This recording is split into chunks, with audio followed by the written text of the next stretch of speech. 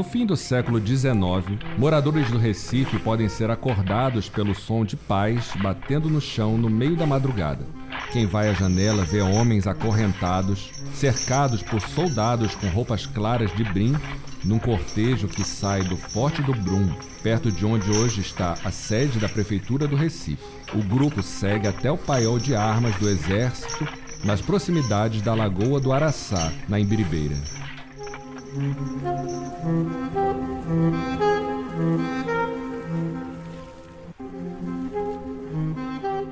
Quem os vê acorrentados cruzando a ponte Motocolombó ao nascer do sol, sabe que aqueles homens estão nos seus últimos momentos de vida. Pois quem vai para o paiol da Imbiribeira não volta mais. As pás, arrastadas por eles no chão ao longo do caminho, serão usadas para enterrá-los após o fuzilamento.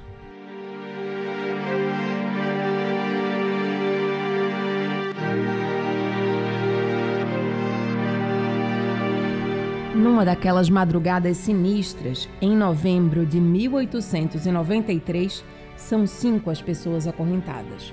4 homens e um menino, adolescente de 14 anos. A ordem de fuzilamento foi assinada no dia anterior pelo comandante do Distrito Militar do Recife, João Vicente Leite de Castro. Os 5 são marinheiros julgados como traidores da pátria. O fim deles é o rescaldo de mais uma das tentativas de revolução em Pernambuco, dessa vez no período republicano recém-inaugurado. Um período conturbado, em que a dissolução de estruturas políticas do Império do Brasil desestabilizou também a política de Pernambuco, e sobre o qual a gente vai falar hoje no podcast Sagas Pernambucanas, Voz e Força do Povo.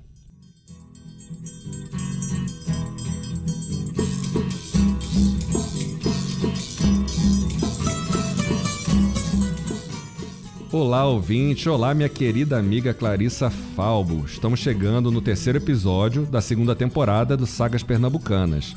E para variar, Recife está no olho do furacão dos acontecimentos do país. Hoje vamos falar tudo sobre a tentativa dos pernambucanos de participarem de mais uma revolta contra a capital federal no meio da instauração da República no Brasil. É isso, André. É isso, querido ouvinte. A gente vai mergulhar também nos conflitos internos do próprio Estado, naquele momento conturbado do país. Já vai dando like aí, seguindo o perfil da Rádio Alep na sua plataforma preferida e não esquece de compartilhar esse episódio com todas as suas listas de transmissão do WhatsApp e do Telegram. Para contar essa história, hoje vamos ter a participação especial do nosso companheiro aqui da Assembleia Legislativa de Pernambuco, Edson Alves Júnior, que tem nome de radialista. Ele fez toda a pesquisa e assina o roteiro desse episódio, fez tudo. Salve, Edson, diz aí por que você teve a ideia desse episódio. Salve, André, olá Clarissa, olá ouvinte. É um prazer estar aqui com vocês comemorando os 190 anos da Alep, com edição especial do podcast Sagas Pernambucanas. A ideia desse episódio veio da leitura de placas, explicando nomes de ruas, como a rua Doutor José Maria, que é uma rua em que eu já morei um tempo. E essa rua ela vai do Mercado da Encruzilhada até o Parque da Tamarineira. Ou então da rua Trajano Chacon, na Ilha do Leite, onde eu já levei uma multa de estacionamento errado, enfim. Quem nunca? Na Ilha do Leite principalmente, né? No decorrer desse episódio, nós vamos conhecer as pessoas por trás desses nomes, revelando uma parte pouco conhecida da história de Pernambuco. Pouco conhecida e muito agitada. Agitada é pouco. De 1889 até 1911, ou seja, num período de 22 anos, a gente tem o primeiro prefeito do Recife preso, o governador empichado e uma eleição tão polarizada que vai gerar uma guerra entre 2 políticos que são hoje nomes de avenidas famosas aqui do Recife, o conselheiro Rosa Silva e o general Dantas Barreto. Ainda bem que hoje não é mais assim, né? Hoje a Rosa Silva só é problema com o trânsito das 6 horas da noite. E pior ainda quando tem jogo do Náutico lá no Estádio dos Aflitos. O maior trânsito congestionado em linha reta da América Latina, bem ao gosto do superlativismo pernambucano. Mas bora voltar ao tema. Esse episódio se chama A Ressaca da República.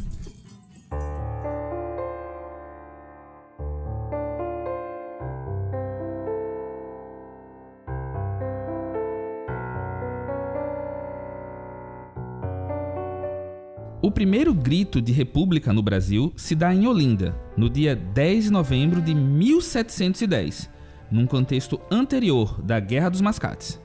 A Guerra dos Mascates foi um conflito envolvendo os senhores de engenho de Olinda e os comerciantes do Recife. Os senhores de engenho olindense não aceitavam uma ordem do rei de Portugal para que Recife se tornasse uma vila e assim ganhasse autonomia em relação a Olinda.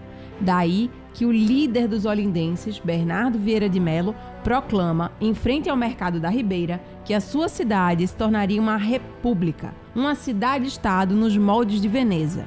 No fim das contas, a revolta de Olinda foi derrotada e Bernardo Vieira de Melo, que deu o tal grito, foi preso e levado a Portugal, onde ficou até morrer.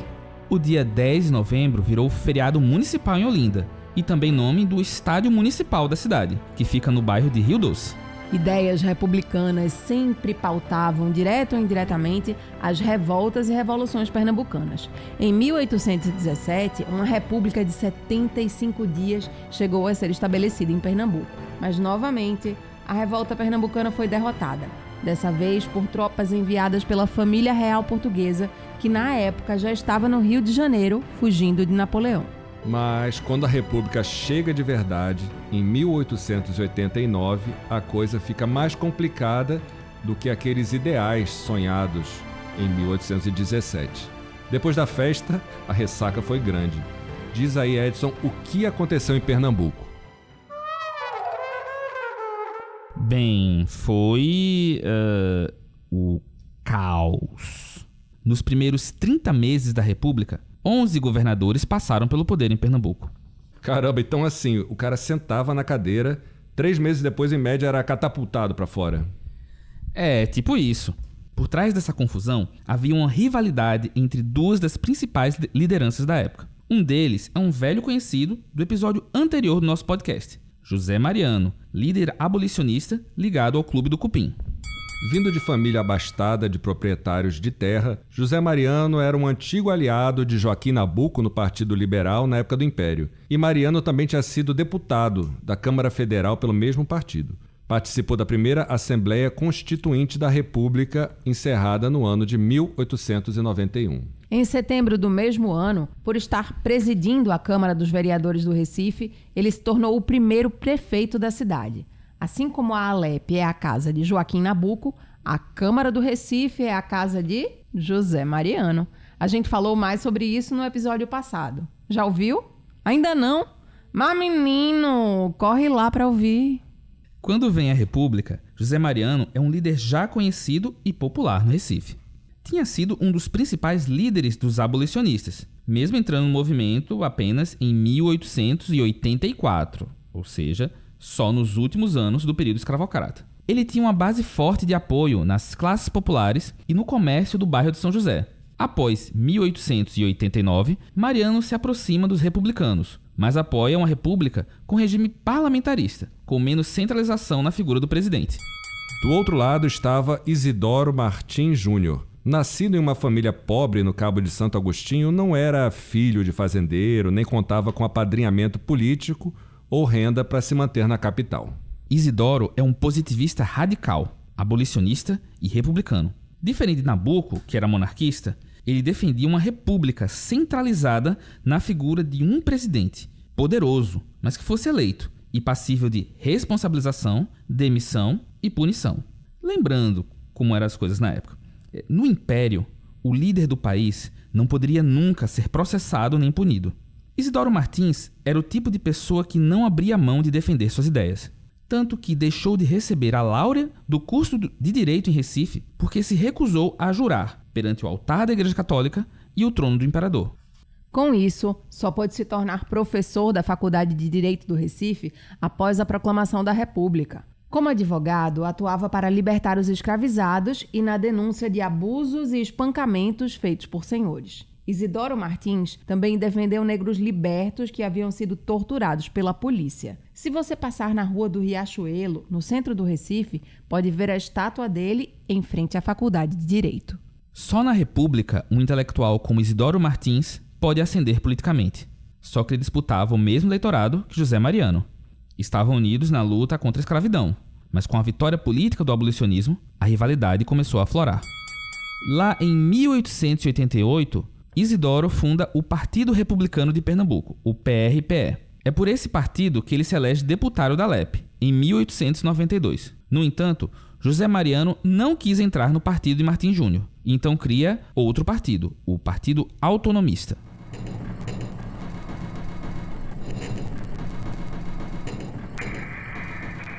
A historiadora Aldenice Zacarias, que estudou o período no seu doutorado, conta mais sobre essa rivalidade.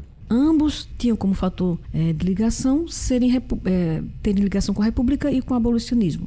Se bem que José Mariano era muito mais popular e muito mais forte no abolicionismo. Mas, inaugurado a República, Isidoro Martim Júnior e José Mariano vão duelar, né? E aí o que você tem? Uma hora você tem um representante ligado a Martim Júnior. E aí o José Mariano articula para que saia esse governo. Então eles vão ficar revezando. O conflito entre os partidários de José Mariano e Isidoro Martim Júnior chega ao auge em 18 de dezembro de 1891. Na Praça da República, em frente ao Palácio do Campo das Princesas e ao Teatro de Santa Isabel, entram em conflito a Polícia Estadual, ligada a José Mariano, contra as tropas do Exército, que estavam com Martim Júnior. O confronto começa às 8 horas da noite e entra a madrugada dentro. Relatos apontam que até 500 pessoas se envolvem no tiroteio, com corpos sendo jogados no rio Capibaribe ou enterrados em valas comuns. Não há números exatos como podemos ter hoje, mas as vítimas podem ter chegado a mais de 100. É essa questão, né, da luta entre esses dois grupos que vai se dar até que você tem da proclamação da República até a chegada do Barbosa Lima, que é quando você vai encerrar aqui praticamente a força desses dois políticos. Lógico que eles continuam como políticos muito fortes em Pernambuco, mas não tem aquela força de tirar um governador.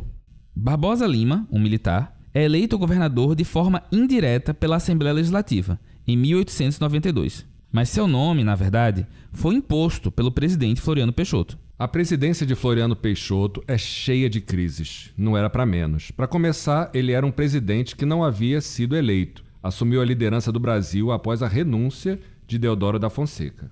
Além disso, há a rivalidade entre o Exército Republicano e a Marinha, na qual muitos oficiais ainda defendiam a monarquia. Isso desemboca em duas revoltas da Armada, nas quais navios com oficiais rebeldes ameaçam bombardear a própria capital, o Rio de Janeiro. A reação de Floriano a essa revolta tem prisões arbitrárias, inclusive de parlamentares, e o fechamento dos jornais de oposição.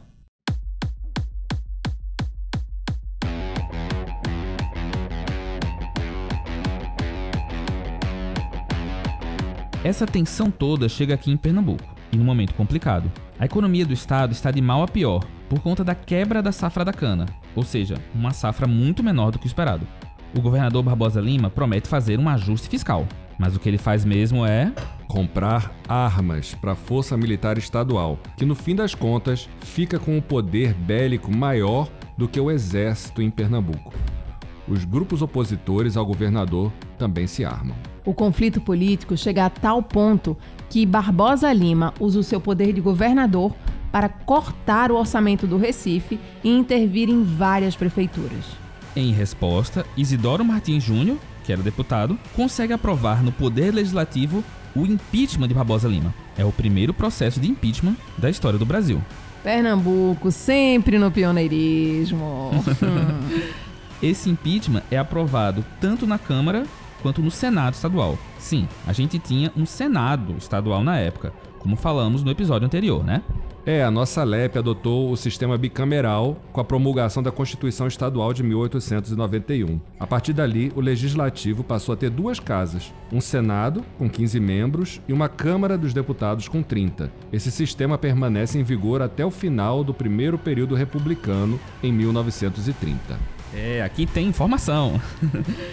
Mas não adiantou nada a LEP voltar para tirar o governador. O impeachment de Barbosa Lima foi derrubado por uma decisão do Tribunal de Justiça, e o presidente Floriano Peixoto se recusa a intervir em Pernambuco e retirar do governo quem ele mesmo havia indicado. Assim, Barbosa Lima fica no poder.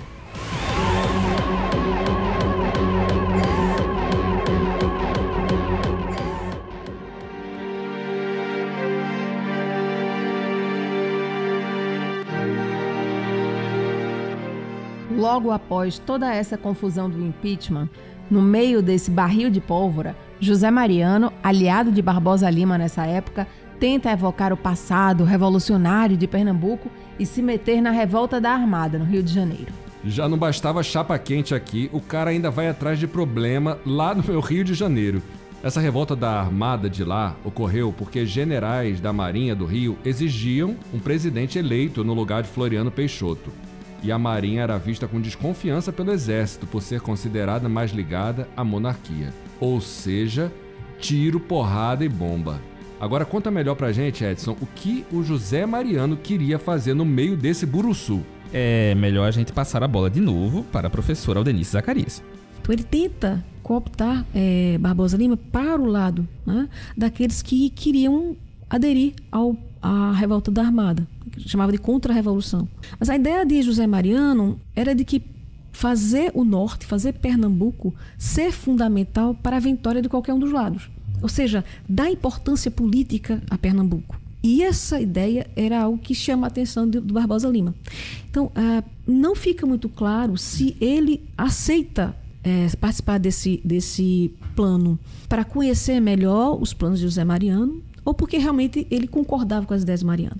Mas se Barbosa Lima ele tem esses, por assim dizer, esses segredos, José Mariano também não é muito verdadeiro para ele. Porque a ideia de José Mariano era que, passado aquilo tudo, nós tivéssemos no Brasil uma república parlamentarista e não presidencialista. Ele achava que o presidencialismo não funcionava no Brasil. Sobretudo porque o presidencialismo estava sendo muito controlado pelo eixo, né, central. A famosa café com leite, né? Rio de Janeiro, São Paulo e Minas Gerais. José Mariano queria, enfim, fazer Pernambuco relevante e revolucionário de novo. Ou seja, make Pernambuco great again. Mas para dar certo, todo mundo envolvido nesse plano tinha que ser, como a gente diz em bom pernambuquês, boca de siri, não é? Segredo total. Se o presidente Floriano Peixoto, com sua mão de ferro, descobrisse o plano, ia dar ruim. José Mariano manda um emissário para o Rio, o Ricardo Buscutia, com uma carta escondida no sapato para ser entregue aos líderes da revolta da Armada. Só que esse emissário não era o melhor homem para essa missão.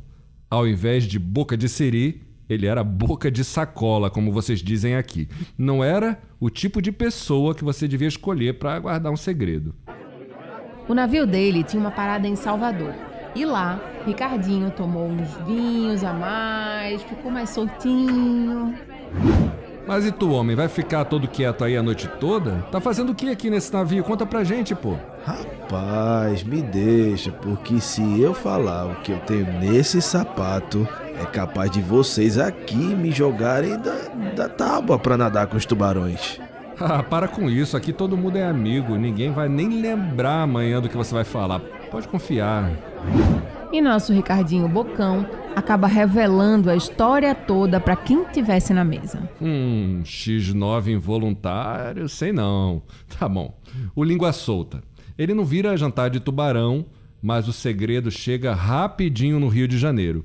Quando desembarca por lá, Ricardinho Bocão, Buscutia, é detido e tem a carta apreendida.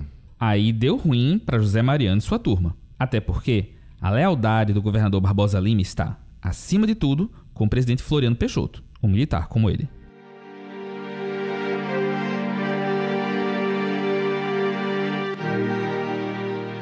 A possibilidade de uma nova revolta pernambucana morre no final de 1893, com uma onda de prisões e empastelamento de jornais. José Mariano vai para a cadeia, assim como um dos seus principais aliados, o advogado Dr. José Maria, que havia sido presidente da Assembleia Legislativa depois da primeira Constituinte Estadual de Pernambuco, em 1891, e de quem a gente fala bastante no episódio anterior do Sagas.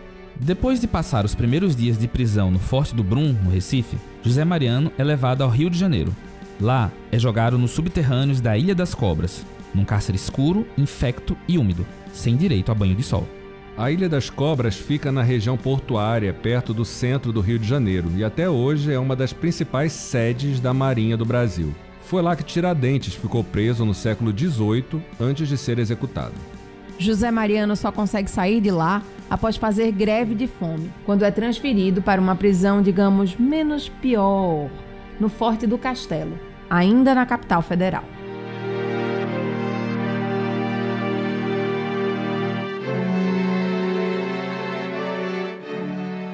Homem de preto, o que você faz? Homem de preto, o que você faz?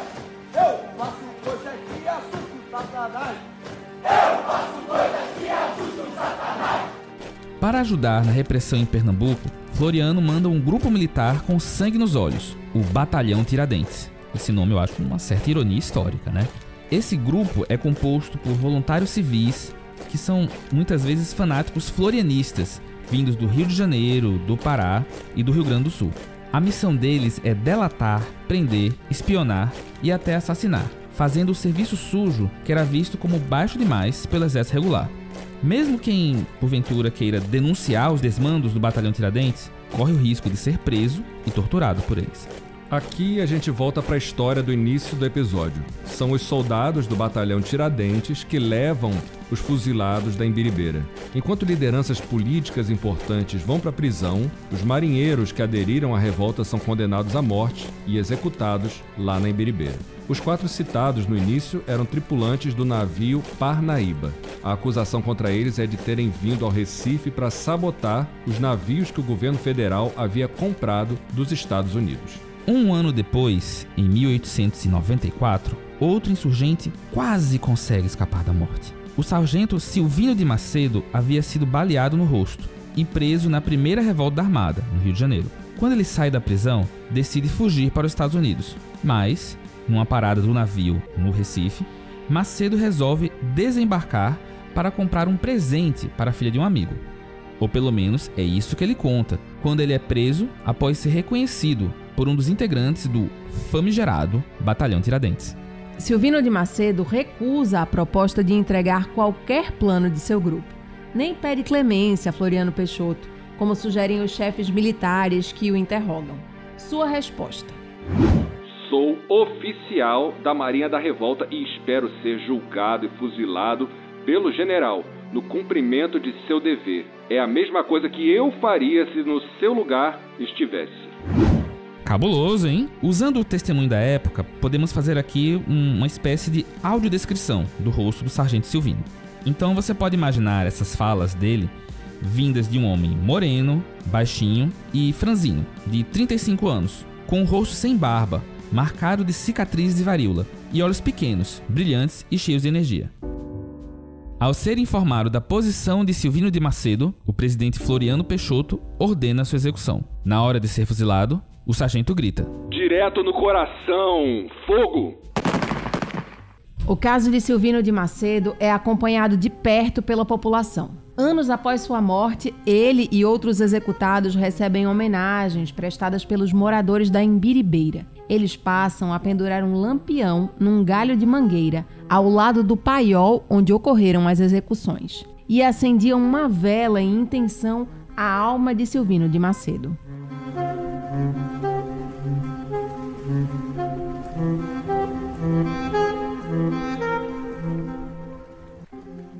Alguns anos depois, em 1901, os restos mortais das pessoas executadas no paiol do Exército puderam ser enterrados na Igreja de Nossa Senhora da Paz, no bairro de Afogados. A historiadora Adonice Zacarias, que estudou o período, dá aula na Escola de Referência Gersino de Pontes, que fica ali na Imbiribeira. Em 2017, ela fez um trabalho com seus alunos para que eles conhecessem essa história que aconteceu ali, no próprio bairro, em lugares em que os estudantes passavam todos os dias. Um dos pontos que me chamou a atenção é quando eu trabalhei esse tema com meus alunos, porque é a grande questão. Acho que esses temas históricos eles não podem ficar na academia, eles têm que ir para quem é de direito, né? Que é a população, as pessoas conhecerem onde elas moram e estudam, né? No caso dos meus alunos. Então a gente fez um trabalho e eles fizeram representações gráficas sobre. E é interessante porque, assim, isso aconteceu em 2017 e quando a gente lê a atividade com os meus alunos, e é interessante que quando eu contei para eles, a sensação deles foi tão interessante que eles fizeram desenhos sobre o fuzilamento, que mostra como aquilo foi uma coisa muito marcante, né? Mas desconhecida pela maioria da população.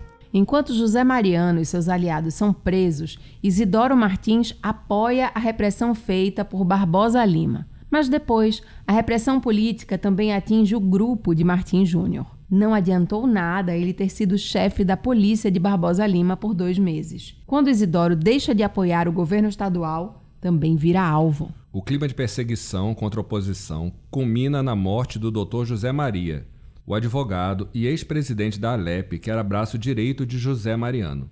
Relembrando o que a gente falou no episódio passado, José Maria é assassinado a tiros no bairro de São José no dia 4 de março de 1895, no dia da eleição para prefeito do Recife, após cobrar a fiscalização de uma zona eleitoral. Barbosa Lima é acusado de ordenar a morte de José Maria e isso cola na opinião pública. Mas apesar de toda a turbulência, o governador cumpre o seu mandato até o fim, em 1896. O impacto da morte de José Maria na opinião pública força uma reaproximação improvável entre os antigos rivais, José Mariano e Isidoro Martins Júnior. No entanto, mesmo com essa aliança, que dura até a morte de Isidoro em 1904, os dois nunca mais recuperam a relevância que tinham na política estadual. Enquanto Isidoro Martins Júnior e José Mariano afundam nesse período de caos, um político pernambucano, ainda da época do Império, se torna o maior líder do estado, mesmo sem quase pisar aqui. O nome dele é bastante conhecido de qualquer recifense hoje em dia. Conselheiro Rosa e Silva. Esse som de trânsito parado é uma piada interna.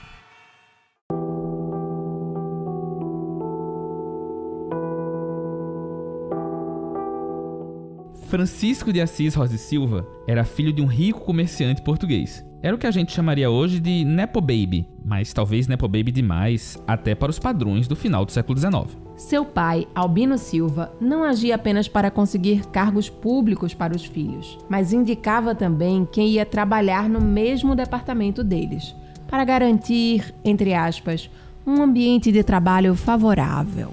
De favor em favor, Francisco Rosa e Silva começa sua carreira política como deputado mais votado do Partido Conservador, nas eleições para a Alep em 1882. O Nepo Baby começa a ganhar luz própria, a ascender. O irmão dele, Marcelino, também vai fazer carreira política. Em 1894, Rosa e Silva se torna deputado federal e chega a presidente da Câmara. No ano seguinte, se elege senador por Pernambuco. Em 1898, se torna vice-presidente do Brasil, no mandato do presidente Campos Salles. Além disso, Rosa e Silva também adquire, em 1901, o mais importante meio de comunicação do Estado, o jornal Diário de Pernambuco, fundado em 1825. Enquanto Francisco ascende representando Pernambuco no Rio de Janeiro, seu irmão Marcelino ocupa o cargo de deputado na Alep, na década de 90 do século XIX. Mesmo vivendo no Rio de Janeiro, Rosa e Silva assume o controle da política pernambucana. Mediante acordos, o senador sempre indicava e garantia quem deveria estar à frente do governo em Pernambuco.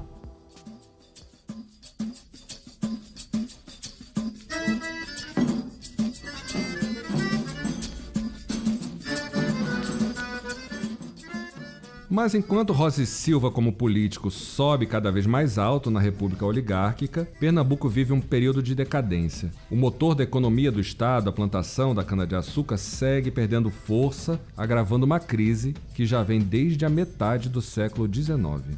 A cana de Pernambuco custa mais caro que a de Cuba e a de São Paulo. Por isso, perde competitividade nos mercados internacionais. Quem mais sofre com a decadência da cana são os trabalhadores da Zona da Mata, que passam a vir para a cidade para tentar não morrer de fome. Ex-escravos e trabalhadores livres se avolumam nos chamados mocambos, moradias precárias que ocupam os bairros mais próximos de rios e mangues do Recife. A cidade não para, a cidade só cresce, como disse o cantor, mas não em qualidade de vida.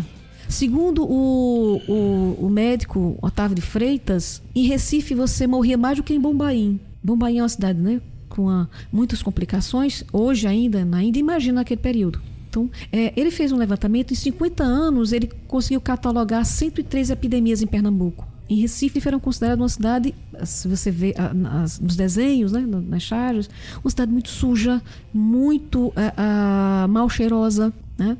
Era sempre referida para fazer a oposição a Rosa e Silva, né, que era rosa, cheira, Pernambuco era fedorento, enfim. Mas verdadeiramente era uma cidade que perdia a quantidade, a mortalidade infantil aqui era absurda. Então as doenças se proliferavam muito forte. O governador Herculano Bandeira, um aliado de Rosa e Silva, comanda uma tentativa de modernizar a capital. A cidade estuário ganharia uma grande rede de esgoto e avenidas largas, mas é uma modernização excludente, como destaca Aldenice Zacarias. O problema é que quando essa modernização de Recife vai acontecer, que realmente era necessária, mas a forma como ela foi feita foi muito abrupta. Por quê? Foi o bota abaixo, né? Então, quem tinha esses mucambos, e não só esses mucambos, porque também os comerciantes do centro de Recife ficassem perto do porto, tudo foi destruído, né? Então não tinha muita negociação, não chegava e dizia, olha, vamos... Não, chegava e botava aquilo abaixo. Consequentemente, as moradias ficaram mais caras, e ficando mais caras, a população foi para cortiços ainda menores, o que aumentou a quantidade de pessoas doentes em Recife. Então, a economia estava complicada, a população estava revoltada.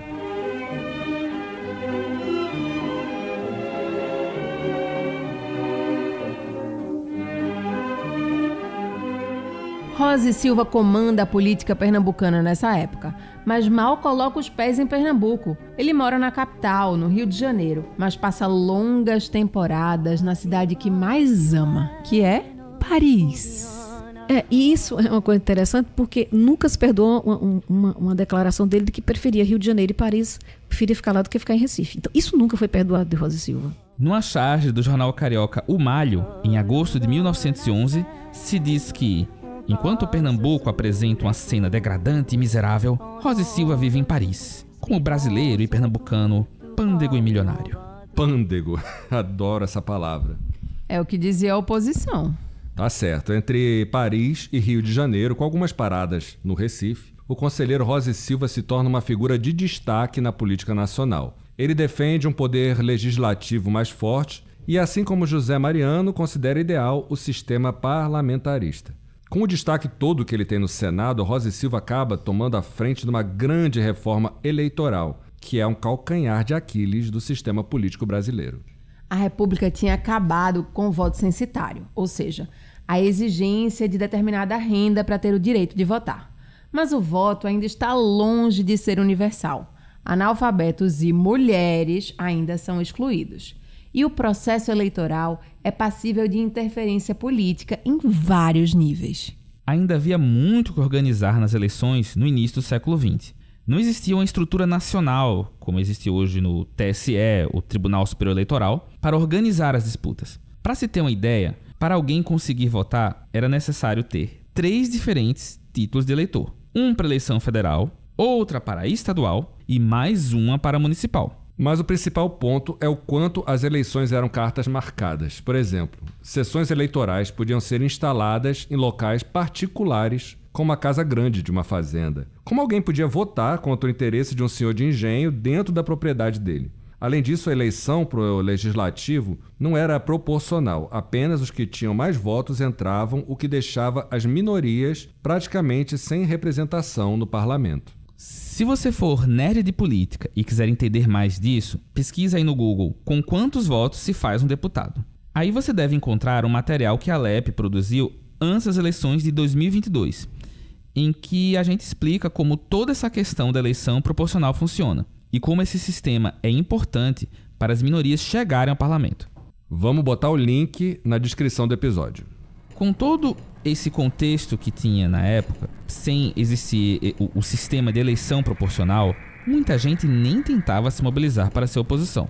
As eleições poderiam ser bem violentas. O triste destino do ex-presidente da LEP, Dr. José Maria, nas eleições para a prefeitura do Recife em 1895, mostra bem isso.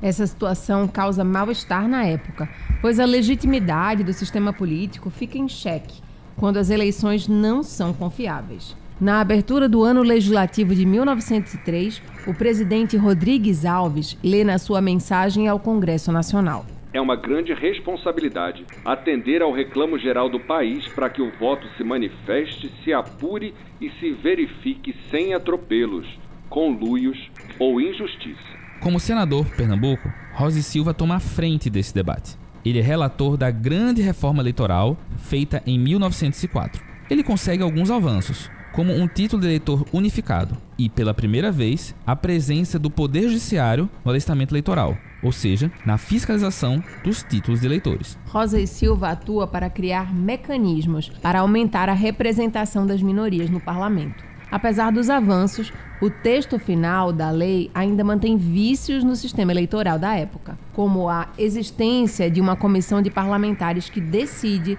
se o resultado da eleição vale ou não. É o que explica a professora Aldenice Zacarias. O que acontecia? Os estados iriam fazer as eleições, mas ao chegar na Câmara, você tinha uma comissão de verificação para ver se realmente aquela eleição não teve fraude. Eles iriam decidir realmente se você ia ou não tomar posse. E aí era que essa comissão era onde o Poder Executivo podia interferir, né? Então, não era, mesmo que você ganhasse uma eleição, que era algo muito improvável, dada o alto nível de fraudes, né? Mas ainda que Edson chegasse a ser deputado federal Pernambuco, ao chegar lá, ele poderia ser ou não empossado. Então, essa comissão de verificação, ela atuou muito fortemente para enfraquecer os partidos, porque partidos também a participação da população, né? É interessante porque se você vê o quantitativo de pessoas que iam para as eleições, se você faz um levantamento na Primeira República, não passa de 3, 4% da população votante.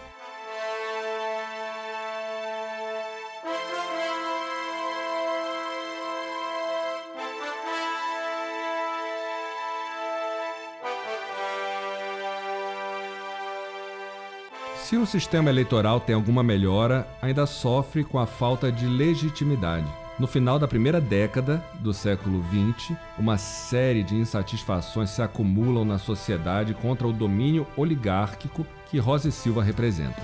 Um jornalista de oposição a Rosa e Silva na época, chamado Gonçalves Maia, começa a fazer críticas sobre o que acontecia em Pernambuco em jornais da capital federal, no Rio, o que afeta o prestígio político de Rosa e Silva. Segundo Gonçalves Maia, as administrações rosistas podem ser resumidas no binômio polícia e miséria. Nas palavras dele, se não for aliado do Rosa, a alternativa é ser tocado pela miséria, perder a liberdade e manter a sentinela privada. Sentinela privada, neste caso, quer dizer se manter na iniciativa privada, sem atuar no governo. Vivendo sempre entre o Rio de Janeiro e Paris, Rosa e Silva não se mostra atento ao que acontece em Pernambuco. No Recife, comerciantes, industriais, produtores agrícolas e até mesmo populares chegam ao ponto máximo de insatisfação. A oposição, que estava sem força e fragmentada no início dos anos 1900, se reorganiza no final da década e chega com um novo nome para as eleições para governador de 1911, o general Dantas Barreto, nascido na cidade de Papacassá, hoje conhecida como Bom Conselho, no agreste meridional de Pernambuco. Dantas Barreto saiu de Recife para a sua cidade Papacassá, que é hoje Bom Conselho. Ele sai muito jovem e ele não é muito conhecido. Ele é convidado pelo Partido Republicano Conservador para ser candidato na eleição de 1911, né? E aí ele aceita. Quando ele é aceito, você vai ter os intelectuais de Pernambuco, como Mário Mério, sobretudo Trajano Chacon, para transformar Dantas Barreto em alguém conhecido. E é tão bem feito, né? Os comícios, né, dos dantistas eram tão bem feitos que as mulheres que não participaram da eleição, elas acabam participando indiretamente. Elas vão para as ruas, elas compram, porque pela primeira vez você vai ter adesivo com o rosto do candidato, elas compram aquele adesivo, elas procuram influenciar os maridos e filhos a votarem em Dantas Barreto, elas vão para as escolas pedir voto para Dantas Barreto, elas vão fazer a preparação da cidade, enfeitando a cidade para Dantas Barreto. Então é interessante que pela primeira vez você vai ter, já desde esse momento, as mulheres participando, né? Ele é evocado como o salvador da República. É interessante quando a propaganda dele diz, né, Trajano Chacon, um dos grandes divulgadores do nome de Dantas Barreto, e eles, não, olha, ele não está vindo porque ele quer ser governador, ele está vindo porque Pernambuco precisa de alguém para varrer a Rosa e Silva de Pernambuco, né? E o símbolo deles é a vassoura, né? E aí você tinha toda aquela conflagração. E agora é interessante porque essa propaganda que você fala, ela não era dada. Você tinha que comprar o broche e não era barato. E era vendido. A população em estado muito pobre, mas mesmo assim comprava o adesivo para você ver o quanto eles queriam tirar a Rosa e Silva, a oligarquia Rosa e Silva do domínio de Pernambuco. né? E aí você vai ter muito apoio, né? Você vai ter o apoio dos comerciantes, do setor açucareiro, né? Todos vão se associar para fazer Dantas Barreto vencer aquela eleição, né? Do outro lado, Rosa e Silva decide que não vai ser mais um senador que define pelos bastidores quem manda em Pernambuco. Com a campanha cada vez mais intensa contra ele, Francisco Rosa e Silva decide que é hora dele mesmo se candidatar ao governo e sai da sua amada Paris para retornar ao Recife e iniciar sua campanha. Mas o clima de oposição está tão quente em Pernambuco que quando o navio de Rosa e Silva chega ao Recife, ele não desembarca. Recebe os seus correligionários na embarcação e, após 2 dias de discussões, anuncia à imprensa que será candidato a governador. Depois vai desembarcar em Maceió para vir para a capital pernambucana por terra.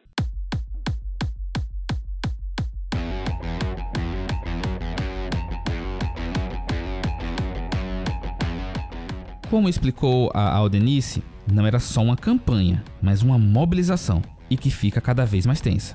Militares em Pernambuco, antes mesmo da eleição, começam a saudar Dantas Barreto como novo governador. Os eventos da campanha desandam em ataques de dantistas contra rosistas. Carroças que recolhem lixo são incendiadas em revolta contra a oligarquia de Rosa e Silva. É o que lembra num discurso feito na Alep no dia 28 de novembro de 1911, o então governador de Pernambuco e aliado de Rosa e Silva, Estácio Coimbra. A oposição coligada conseguiu incitar as baixas paixões populares que se lançavam em atos desordeiros, como arrancar a placa da rua Dr. Rosa e Silva e queimar em pleno dia carroças da limpeza pública. Perseguição e contra-perseguição marcam a campanha. Operários são demitidos de indústrias por não declararem apoio a Rosa e Silva. E o dono da fábrica de tecidos de Paulista, Frederico Ludgren, promete reempregar todo mundo. Já o subdelegado de Limoeiro, Joaquim Nunes de Azevedo, que também trabalha como segurança na companhia ferroviária Great West, fica conhecido por perseguir os operários dantistas da empresa. Um comício a favor de Dantas Barreto é ameaçado pelo governo através das páginas do Jornal do Rosa e Silva, Diário de Pernambuco. O intelectual Trajano Chacon, jornalista e ex-deputado da Alep, responde desafiador. Que cada um, cumprindo o seu dever, aconteça o que acontecer, venha a meu lado, nesse comício popular, dizer o seu protesto contra os fomentadores da desordem. Aqui está reduzida, material, econômica, social e moralmente a terra de Pernambuco. Eles que agora tremem mesmo quando preferem ameaças, porque já sentiram que o povo há de vencer. A eleição estava marcada para 7 de dezembro de 1911, mas ainda em setembro, tanto o governador Herculano Bandeira como o presidente do Senado Estadual, Antônio Pernambuco, renunciam a seus cargos. Os dois alegam que é por motivo de saúde. Com isso, o cargo de governador ficou com o presidente da Câmara de Deputados Estadual, Estácio Coimbra. Suspeito isso, né? Bem suspeito. Pois é. Testemunhos da época dão a entender que Herculano Bandeira teria uma personalidade, digamos, pacífica demais para o que poderia acontecer nessa eleição. Por isso, o que se contava é que Rosa e Silva é que estaria por trás dessas renúncias todas, para colocar Estácio Coimbra no cargo de governador no momento da eleição. Além disso, por causa dessas renúncias, a data da votação foi antecipada em 1 mês, para o dia 5 de novembro de 1911. Ou seja, era 1 mês a menos de campanha para Dantas Barreto. Mas tudo isso só faz a tensão aumentar até o dia dessa eleição chegar.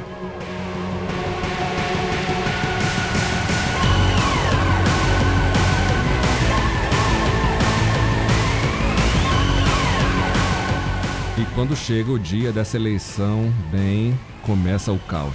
Centenas de cangaceiros armados com bacamarte, metidos em gibões de couro e com talabartes de cartucho cruzando o peito, passam roubando e destruindo propriedades. Isso acontece especialmente em locais como Bom Jardim, São José do Egito, Nazaré da Mata, Igaraçu, Glória do Goitá, Vitória, Bonito, Bezerros e Olinda.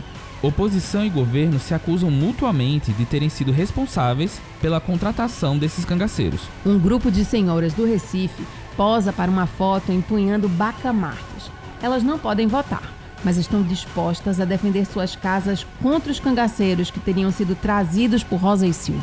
Recife era o centro da oposição ao governo, movida pela insatisfação com as gestões rosistas e os bota abaixo na reforma da capital.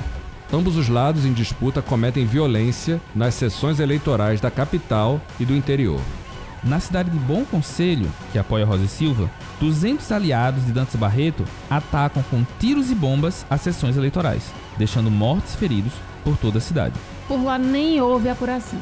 As eleições são anuladas. Não havia apuração centralizada em 1911. Cada jornal fazia a sua. A contagem de votos feita pelo Diário de Pernambuco era praticamente a apuração oficial, porque sempre era confirmada pela Assembleia Legislativa. Afinal, quem iria duvidar da apuração feita no jornal de propriedade de Francisco Rosa e Silva, não é?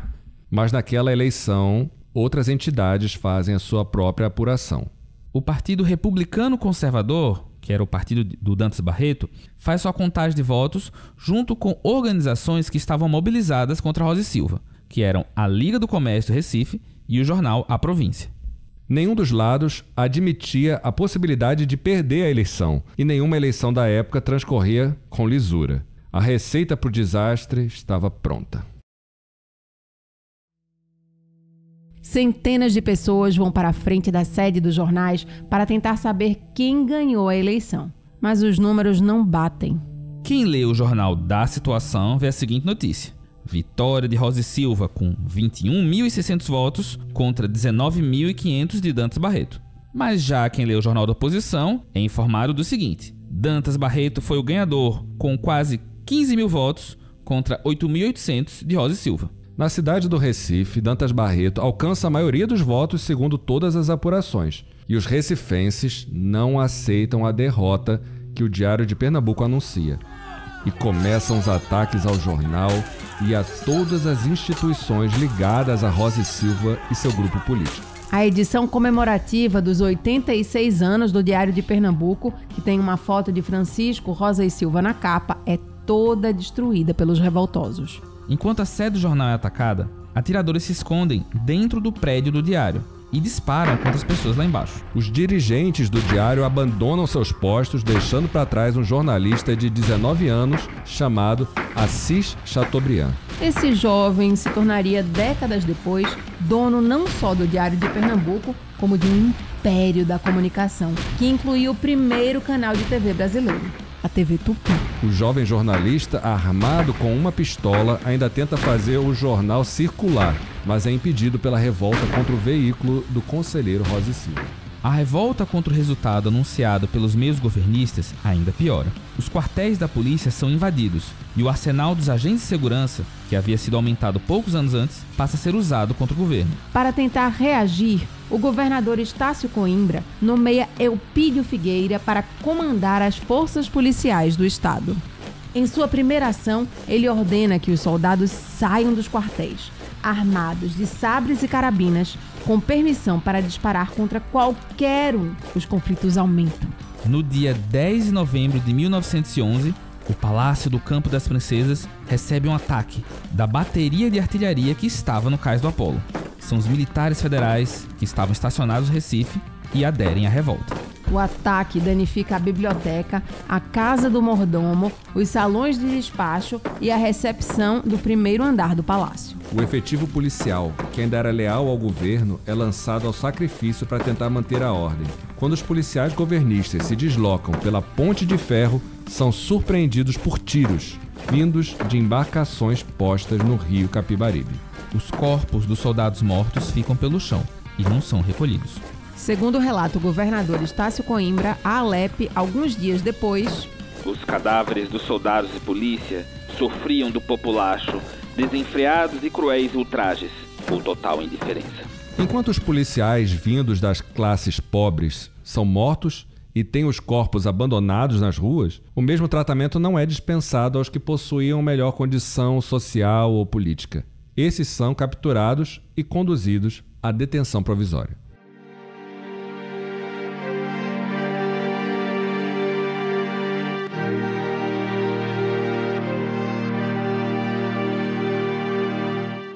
Com a situação caótica, o governador Estácio Coimbra solicita a primeira intervenção federal da história da República. A vinda de tropas federais, porém, não é boa para o grupo de Rosa e Silva. Os militares federais que chegam estão do lado do general Dantas Barreto.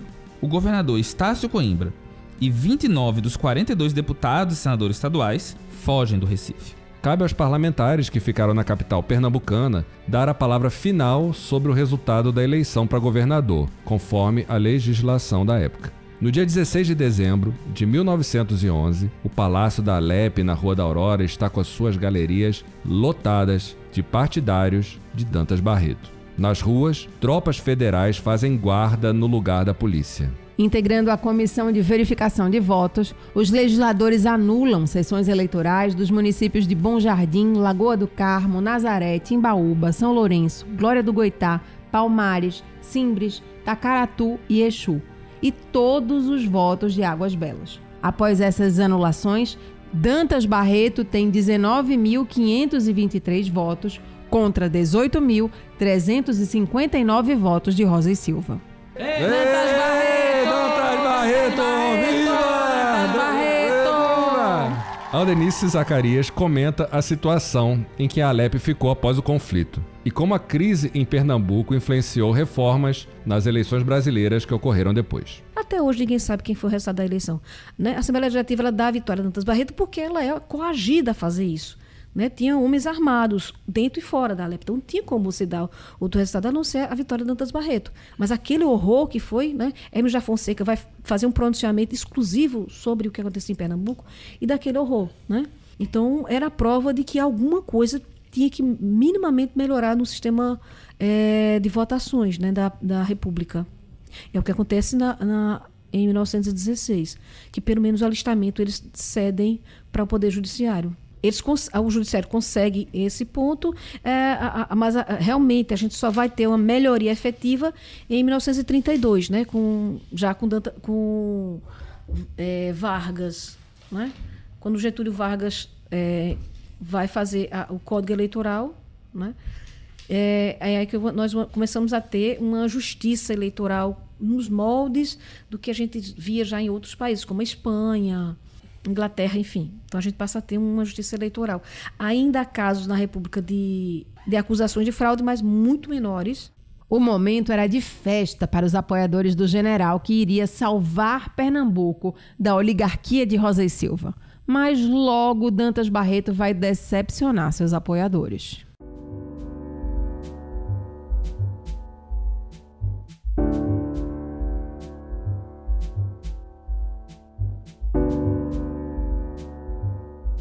A primeira decepção acontece na eleição para a renovação de 1/3 do Senado estadual. Nessa disputa, a coação coronelista e as fraudes voltam a dar as caras. Os políticos que tinham apoiado Dantas Barreto começam a se afastar. Um deles é o ex-deputado da Alep, Trajano Chacon.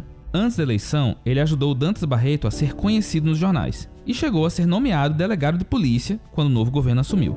Em pouco tempo, porém, ele renuncia ao cargo e passa para a oposição. Ir para a oposição era bem arriscado no início do século XX e teve consequências trágicas para Chacon.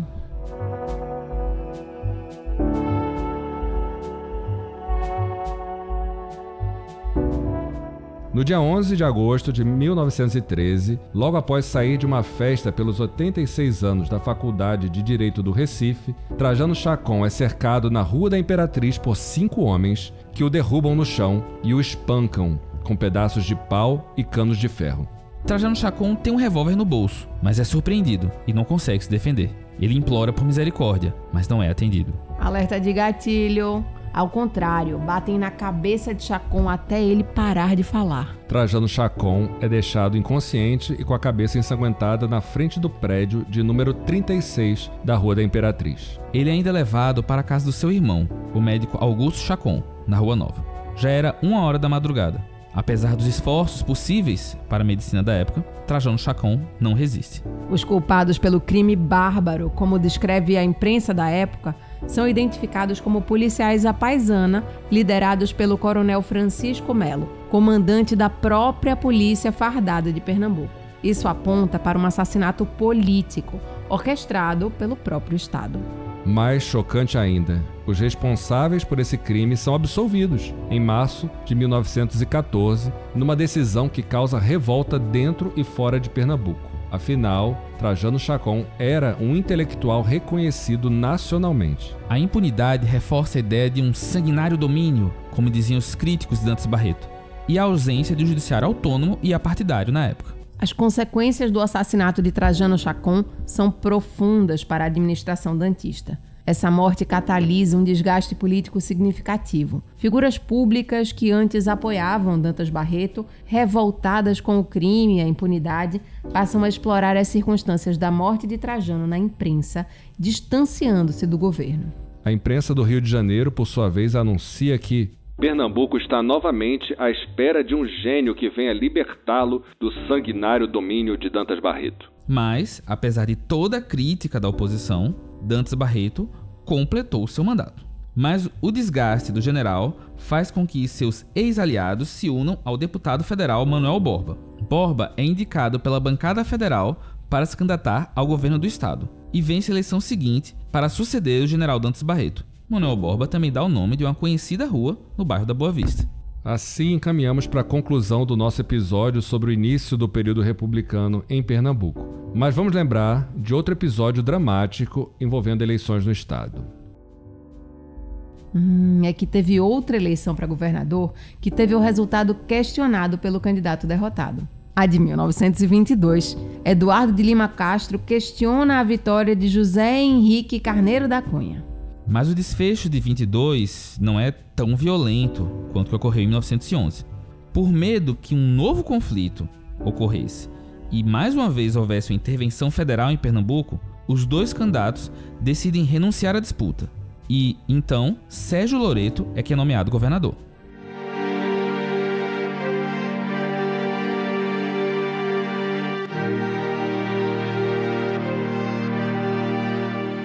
As insatisfações e conflitos com o sistema político continuam a marcar as décadas seguintes e levam a uma completa reconfiguração da República em 1930, mas esse já é um tema para uma próxima temporada do podcast. Que tal a gente fazer uma temporada inteira só sobre a história de Pernambuco nos anos 30 do século XX? A gente vai ver o início da carreira de Gilberto Freire, a intervenção de Getúlio Vargas, Agamenon Magalhães, governador. Vocês só me dão trabalho, né? Para a historiadora Aldenice Zacarias, a trajetória de Pernambuco no início do período republicano oferece importantes reflexões. Por isso que quando eu, fazendo projetos com meus alunos esse ano, nós levamos eles para conhecer o Tribunal Regional Eleitoral, para eles entenderem o quanto é importante aquela urna eletrônica, né? O quanto de vidas foram perdidas até a gente chegar ao estágio atual do nosso sistema eleitoral. A República, ela não é só um sistema de governo, ela é um regime da res pública, do bem público. Mas para que ela possa existir em plenitude, a base principal dela, você tem que ter o cidadão. E é nisso que eu trabalho muito. Educar os meus alunos a serem cidadãos. E de uma forma geral a sociedade, não é? A única forma de você ter uma república que não precisa ficar sempre sendo salva por alguém é quando os cidadãos entenderem que cabe a cada um dos cidadãos buscar o bem público, não é?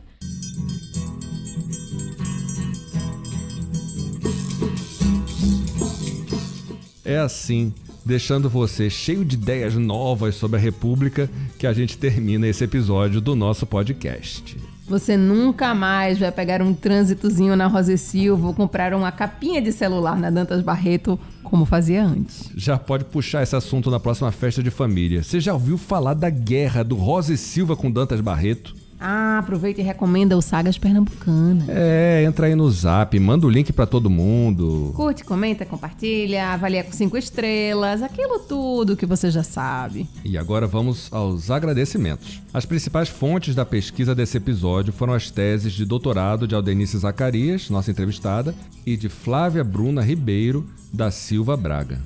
Aqui fica um agradecimento muito especial para a Aldenice, que nos deu uma entrevista essencial para a nossa pesquisa. Outra fonte nossa foi o livro Chateau, O Rei do Brasil, de Fernando Moraes. Além disso, obtivemos muitos detalhes sobre os nossos personagens nos arquivos da Fundação Getúlio Vargas, da Fundação Joaquim Nabuco e do Senado Federal.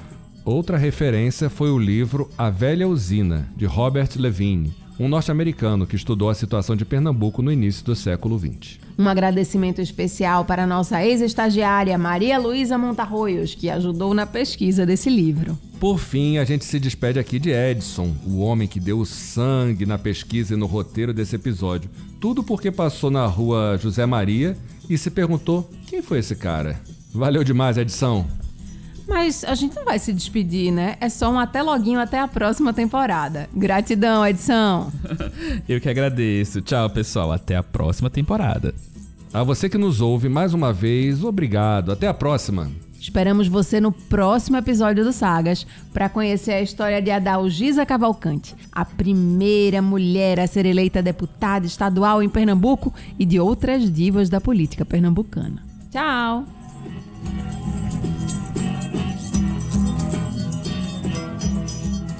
O podcast Sagas Pernambucanas, Voz e Força do Povo é uma realização da Superintendência de Comunicação da Assembleia Legislativa de Pernambuco por ocasião das comemorações de 190 anos da ALEP.